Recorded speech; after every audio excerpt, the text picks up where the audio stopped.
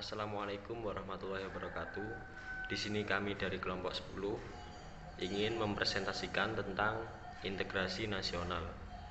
Sebelumnya saya bacakan terlebih dahulu anggota dari kelompok 10. Yang pertama ada Hikmawati, NIM T 2019-4061.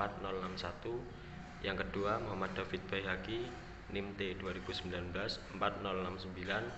Dan yang ketiga Hilmi Manmuhlikam, NIM T 2019-4088. Baik, di sini saya akan menjelaskan tentang pengertian integrasi nasional. Integrasi nasional berasal dari dua kata, yakni integrasi dan nasional. Integrasi berasal dari bahasa Inggris, integrate yang memiliki arti menyatupadukan, mempersatukan, atau menggabungkan. Pada KBBI, integrasi memiliki arti pembauran sehingga menjadi satu kesatuan yang bulat dan utuh. Secara politis, integrasi nasional secara politis ini memiliki arti bahwa penyatuan berbagai kelompok, budaya dan sosial dalam kesatuan wilayah nasional yang membentuk suatu identitas nasional. Dan adapun secara antropologi, integrasi nasional secara antropologis ini berarti bahwa proses penyesuaian di antara unsur-unsur kebudayaan yang berbeda sehingga mencapai suatu kesatuan fungsi di dalam kehidupan masyarakat.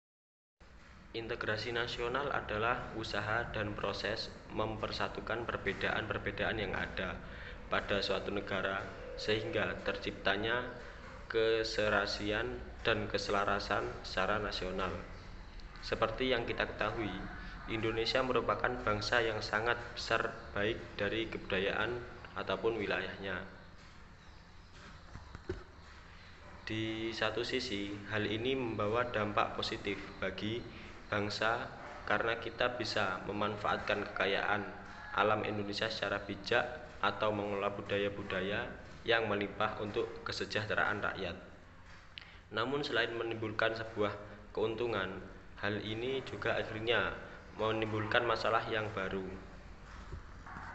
Kita ketahui dengan wilayah dan budaya yang melimpah itu akan menghasilkan karakter atau manusia-manusia yang berbeda pula sehingga dapat mengancam keutuhan bangsa Indonesia. Nama saya Muhammad David Baihaqi dengan NIM T 2019-4069. Di sini saya akan menjelaskan faktor-faktor yang mempengaruhi integrasi nasional. Yang pertama yaitu ada faktor pendorong, dan yang kedua ada faktor pendukung, dan yang terakhir yang ketiga yaitu ada faktor penghambat. Integrasi nasional itu adalah salah satu cara untuk menyatukan berbagai perbedaan yang ada di Indonesia ini, yaitu semisal menyatukan bahasa, suku, ras, dan budaya yang ada di Indonesia ini dan digabung menjadi satu, dan itu semua akan diterima oleh semua penduduk masyarakat yang ada di Indonesia. Integrasi nasional ini sangat perlu dikembangkan di negara Indonesia dikarenakan negara Indonesia ini masih menjadi negara yang berkembang, dalam artian negara Indonesia ini masih dalam pencarian jati diri. Selanjutnya saya atas nama Hikmawati dengan NIM T 2019-4061.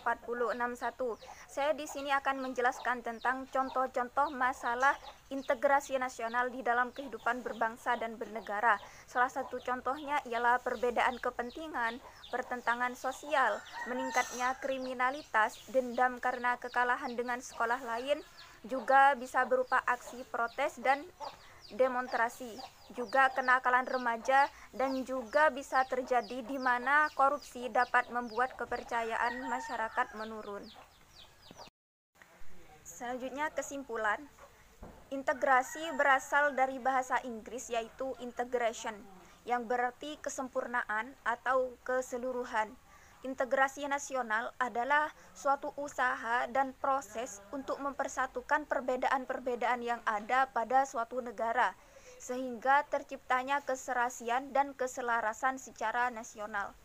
Seperti yang kita ketahui bahwa Indonesia merupakan bangsa yang sangat besar, baik dari kebudayaan maupun wilayahnya.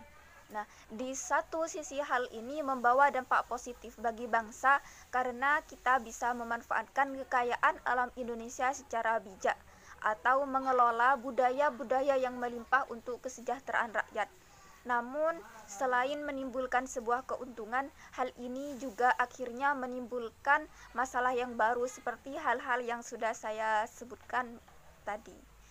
Kami dari kelompok 10 mengucapkan terima kasih banyak yang sebesar-besarnya. Sekian dari kelompok kami. Wassalamualaikum warahmatullahi wabarakatuh.